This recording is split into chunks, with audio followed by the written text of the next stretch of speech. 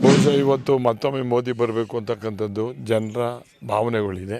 ಆಮೇಲೆ ಯಾವ ಗ್ಯಾರಂಟಿಗಳು ಕೂಡ ನಿಲ್ಲೋದಿಲ್ಲ. ಆ ಗ್ಯಾರಂಟಿ ಪಡೆಗೆ ಗ್ಯಾರಂಟಿ ಇರುತ್ತೆ. ಆ ಗ್ಯಾರಂಟಿ ಬೇರೆ, ಚುನಾವಣೆನೇ ಬೇರೆ.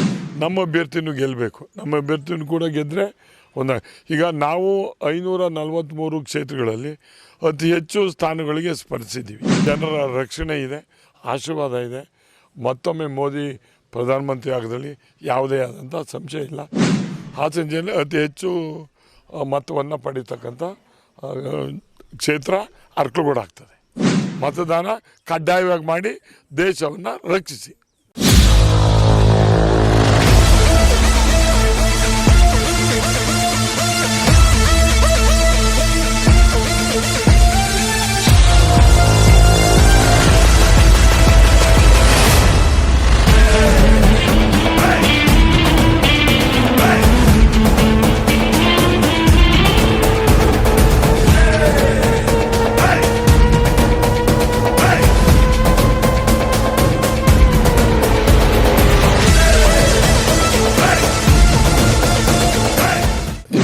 ಲೋಕಸಭಾ ಚುನಾವಣೆ ಬಹುಶಃ ಇದು ದೇಶದ ಚುನಾವಣೆ, ಇದೇನು ರಾಜ್ಯದ ಚುನಾವಣೆ ಅಲ್ಲ.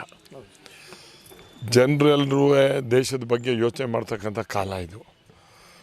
ಬಹುಶಃ ಇವತ್ತು ಮತ್ತೊಮ್ಮೆ ಮೋದಿ ಬರಬೇಕು ಅಂತಕ್ಕಂಥದ್ದು ಜನರ ಭಾವನೆಗಳಿದೆ.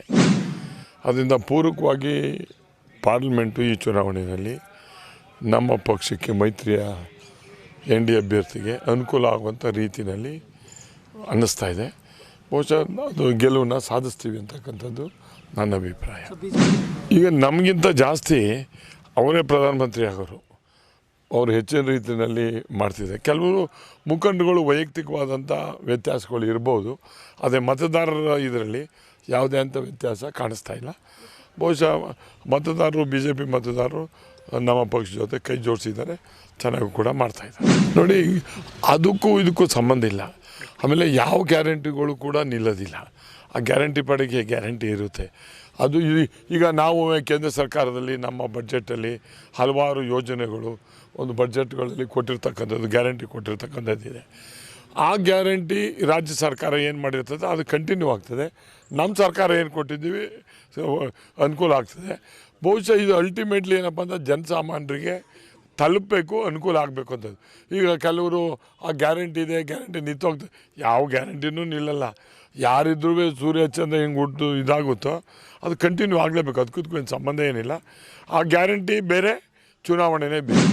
ಮೋದಿಯವರ ಒಂದು ದೇಶದ ದೂರದೃಷ್ಟಿ, ಪ್ರಪಂಚದಲ್ಲಿ ನಮ್ಮ ದೇಶ ಉನ್ನತ ಮೇಲಕ್ಕೆ ಹೋಗಿರ್ತಕ್ಕಂಥದ್ದು, ಮತ್ತು ಈ ನಮ್ಮ ನಾಡು ಇವತ್ತೆಲ್ಲ ರಾಷ್ಟ್ರ ಒಟ್ಟಾಗಿ ಹೋಗಬೇಕು ಅಂತಕ್ಕಂಥದ್ದು.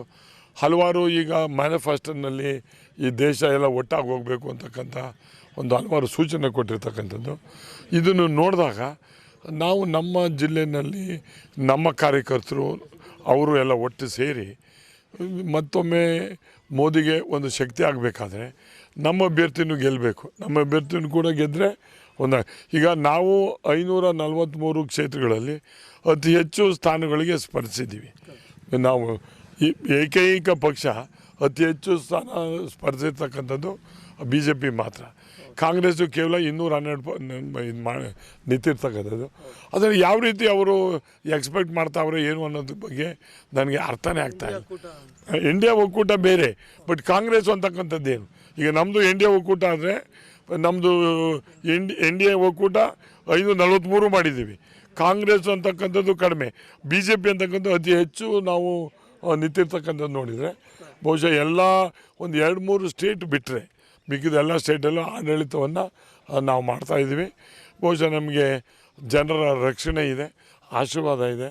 ಮತ್ತೊಮ್ಮೆ ಮೋದಿ ಪ್ರಧಾನಮಂತ್ರಿ ಆಗೋದ್ರಲ್ಲಿ ಯಾವುದೇ ಆದಂಥ ಸಂಶಯ ಇಲ್ಲ. ರಾಜ್ಯ ಸರ್ಕಾರಕ್ಕೂ ಇದಕ್ಕೂ ಸಂಬಂಧನೇ ಇಲ್ಲ. ಎಲೆಕ್ಷನ್ ಇದು ನ್ಯಾಷನಲ್ ಎಲೆಕ್ಷನ್ನು, ಇದು ರಾಜ್ಯದ. ಕರ್ನಾಟಕದಲ್ಲಿ ನಾವು NDA ಮೈತ್ರಿಕೂಟ 22ರಿಂದ 23ವರೆಗೆ ಗೆಲ್ತೀವಿ ಅಂತಕ್ಕಂಥ ಸೂಚನೆ ನನ್ನ ಸ್ನೇಹಿತರುಗಳು ಅವರು ಮಾತಾಡ್ತಕ್ಕಂಥದ್ದು, ನಿಮ್ಮ ಮಾಧ್ಯಮಗಳ ಮುಖಾಂತರ ತಿಳಿದಿರ್ತಕ್ಕಂಥದ್ರಲ್ಲಿ ಇದೆ ಅಂತಕ್ಕಂಥದ್ದು ನನ್ನ ಭಾವನೆ. ಬಹುಶಃ ಇಲ್ಲಿ ಈ ದೇಶದ election candidate is not A matter. ಇಲ್ಲಿ ದೇಶ ಮ್ಯಾಟರು. ಆ ದೇಶ ಮ್ಯಾಟ್ರ್ ಆದಾಗ ಪೂರ್ವಕವಾಗಿ ರಿಸಲ್ಟ್ ಓರಿಯೆಂಟೆಡು ದೇಶದಲ್ಲಿ ಆಗುತ್ತೆ ನಮಗೆ. ಹಾಗಾದರೆ ಅರಕಲಗೂಡು ವಿಧಾನಸಭಾ ಕ್ಷೇತ್ರದಲ್ಲಿ ತಮ್ಮ ಒಂದು ನೇತೃತ್ವದಲ್ಲಿ ಎಷ್ಟು ಲೀಡ್ಗಳು ಬರುತ್ತೆ ಸರ್? ನನಗೆ ಕಳೆದ ಬಾರಿ ಒಂದು 22,016 ಓಟು ಲೀಡ್ ತಗೊಂಡಿದ್ದೆ. ಈ ಬಾರಿ ನನಗೆ ಎಕ್ಸ್ಪೆಕ್ಟೇಷನ್ ಏನಂದ್ರೆ ಇನ್ನೊಂದು 4,000 ಜಾಸ್ತಿ ಮಾಡಬೇಕು ಅನ್ನೋದು ನನ್ನ ಒಂದು ಹೋರಾಟ. ಬಹುಶಃ ಆಗ್ತದೆ ಅಂತಕ್ಕಂಥದ್ದು ನನಗೆ ನಂಬಿಕೆ ಇದೆ. ಎಲ್ಲೋ ಒಂದೊಂದು ಕಡೆ ಕೆಲವು ಕಡೆ ವ್ಯತ್ಯಾಸ ಆಗ್ಬೋದು. ಈಗ ಹಳ್ಳಿ ಮೈಸೂರು ಹೋಬಳಿನಲ್ಲಿ ಅಲ್ಲಿ ಅವರು ಸ್ವಂತ ಹೋಬಳಿ ಅವ್ರದ್ದು ಅಲ್ಲಿರ್ತಕ್ಕಂಥದ್ದು. ಕೆಲವ್ರಿಗೆ ಏನಂದ್ರೆ ಹಳ್ಳಿ ಮೈಸೂರು ಹೋಬಳಿ ಪೂರ್ತಿ ಅವ್ರಿಗೆ ಇದೆ ಅಂಥೇಳಿ ಎಲ್ಲಿದ್ದರೂ ಒಂದು 2,000 3,000 ಅಲ್ಲಿ ವ್ಯತ್ಯಾಸ ಆಗ್ಬೋದು. ನಮ್ಮ ಈ ಕ್ಷೇತ್ರದಲ್ಲಿ ಯಾವುದೇ ಕಾರಣದಿಂದಲೂ ಹಾಸನ ಜಿಲ್ಲೆ ಅತಿ ಹೆಚ್ಚು ಮತವನ್ನು ಪಡೀತಕ್ಕಂಥ ಕ್ಷೇತ್ರ ಅರಕಲಗೂಡು ಆಗ್ತದೆ. ಮತದಾನ ನಿಮ್ಮ ಹಕ್ಕು. ಮತದಾನವನ್ನು ಯಾವುದೇ ಕಾರಣದಿಂದಲೂ ಒಂದು ಮತದಾನ ಮಾಡ್ದಲೇ ಒಂದು ನಿಮಗೆ ನೀವೇ ದ್ರೋಹ ಮಾಡ್ಕೋಬೇಡಿ. ಮೊದಲನೇದಾಗಿ ನಾವು ಬೇಡ್ಕೊತೀವಿ ನಮಗೆ ಮತದಾನ ಹಾಕಿ ಅಂತ, ಅದು ನಿಮ್ಗೆ ಬಿಟ್ಟಿರೋದು. ಬಟ್ ಆದರೆ ಮತದಾನ ಕಡ್ಡಾಯವಾಗಿ ಮಾಡಬೇಕು. ಯಾರು ಈ ದೇಶದ ಅಭಿವೃದ್ಧಿಗೆ ಪೂರಕವಾಗಿ ಅನುಕೂಲ ಆಗ್ತದೆ ಅವ್ರಿಗೆ ಮತದಾನ ಹಾಕುವ ಮುಖಾಂತರ ನೀವು ಮತವನ್ನು ಚಲಾಯಿಸಬೇಕು ಅಂತಕ್ಕಂಥದ್ದು. ಆಮೇಲೆ ಇಲ್ಲಿ ಎಲ್ಲ ಫ್ರೀ ಬೀಸು ಅದು ಇದ್ರ ಪ್ರಕಾರ ಮತದಾನ ಮಾಡ್ತಕ್ಕಂಥದ್ದು ನಿಜವಾಗ್ಲೂ ಕೂಡ ಒಳ್ಳೆಯದಲ್ಲ. ಅದು ಫ್ರೀ ಬೀಸ್ ಇಸ್ ನಾಟ್ ಎಲ್ಲ ಅವರವರ ಸ್ವಂತದ್ದೆಲ್ಲ ಕೊಡೋದು, ನಮ್ಮ ತೆರಿಗೆ ಹಣದಲ್ಲಿ ಕೊಡ್ತಕ್ಕಂಥದ್ದು.